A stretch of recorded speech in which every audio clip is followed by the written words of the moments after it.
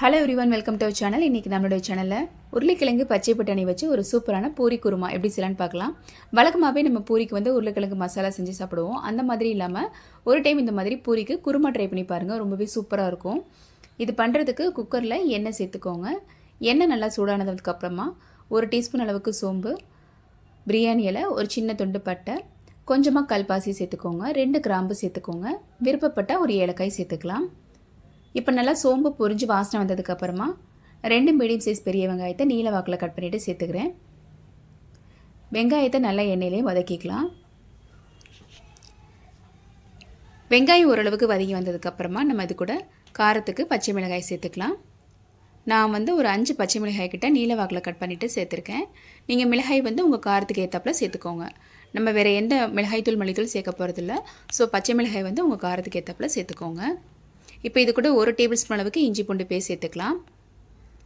இஞ்சி பூண்டு பேஸ்ட்டோட பச்சை வாசனை போகிற அளவுக்கு அது நல்லா வதக்கிக்கலாம். இப்போ இது கூட ஒரு தக்காளி, நான் ஒரு மீடியம் சைஸ் தக்காளி, ஒரு தக்காளி கட் பண்ணிவிட்டு சேர்த்துருக்கேன். தக்காளி ரொம்ப அதிகமாக சேர்த்துடக்கூடாது. ஸோ ஒரு தக்காளியே போதுமானது. இந்த மாதிரி நீல வாக்கில் கட் பண்ணிவிட்டு சேர்த்துக்கோங்க. தக்காளி இப்படி நல்லா கலந்து விட்டுக்கலாம். இப்போ தேவையான அளவுக்கு தக்காளி வதங்குற அளவுக்கு தேவையான உப்பும் சேர்த்துக்கோங்க.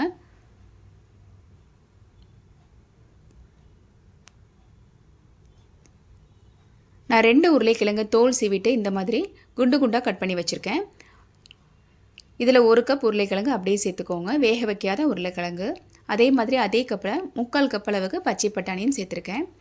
இது எல்லாத்தையும் சேர்த்து நல்லா கலந்து விட்டுட்டு இது கூட ஒரு 1/2 டீஸ்பூன் அளவுக்கு மஞ்சள் தூள் சேர்த்து இந்த காய், அதாவது உருளைக்கிழங்கு பச்சை பட்டாணியை நல்லா வதங்க விட்டுடலாம். இப்போ இதுக்கு நடுவில் தேங்காய், கொஞ்சமாக பொட்டுக்கடலை, 1 டீஸ்பூன் அளவுக்கு சோம்பு, ஒரு 4-5 முந்திரி பருப்பு, அது கூட நான் 1 டீஸ்பூன் அளவுக்கு கசகசா, இது எல்லாத்தையும் சேர்த்து நல்லா ஃபைனாக அரைச்சி எடுத்துக்கோங்க. நான் அதில் கசகசா மட்டும் காட்டுறதுக்கு மறந்துட்டேன். அரைச்சி விழுது நம்ம இது கூட சேர்த்துக்கலாம். இப்போ குருமாவுக்கு தேவையான அளவுக்கு தண்ணி சேர்த்துட்டு தேவையான அளவுக்கு உப்பையும் சரி பார்த்துக்கோங்க. இப்போ இது எல்லாத்தையும் சேர்த்து நல்லா இந்த மாதிரி கலந்து விட்டுட்டு குக்கரில் விசில் போட்டு ஒரு 3 விசில் விட்டிங்கனாவே கரெக்டாக இருக்கும்.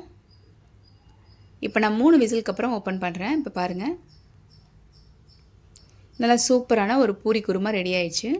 பூரிக்கு நம்ம வழக்கமாக செய்கிற உருளைக்கிழங்கு மசாலாவை விட இது ரொம்பவே சூப்பராக இருக்கும்.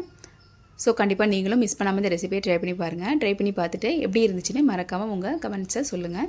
தேங்க்ஸ் ஃபார் வாட்சிங்.